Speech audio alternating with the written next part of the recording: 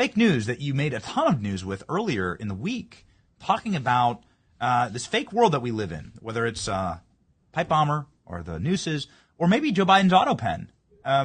Is it legal for a president to do such heavy lifts in Article 2 with a computer and with his staff when the president isn't even he's not even in the country, right? When half these pardons are signed. Is this legal?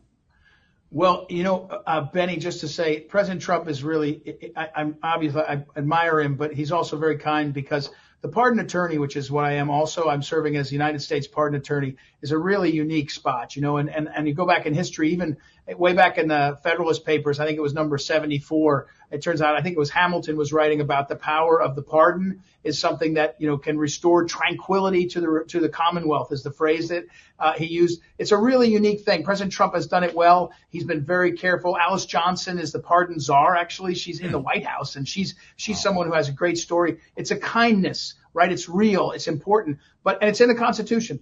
But I will say, and I've said it over and over, when something, as a prosecutor, when something is so unprecedented, it's a reason to take a look. It may not be probable cause to arrest people yet. It may not even be probable cause to subpoena things or to do sort of seizures. But when you see something that's outrageous and unprecedented, it's a reason to look. It's outrageous and unprecedented for Joe Biden to do these pardons for over a decade, blanket pardons, not blanket pardons as to, when you did this, you're pardoned on everything related to it, which is normal. It's anything you thought of or did back for years and years and years. By the way, Comey has, I think Comey got a pardon.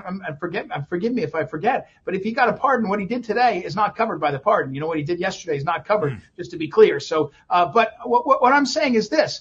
When you see something so unprecedented, it looks like everybody who is touching a major scandal that may or may not have had corruption involved, COVID, Ukraine, they all got pardons. Hunter Biden got pardons. He touched China, all this.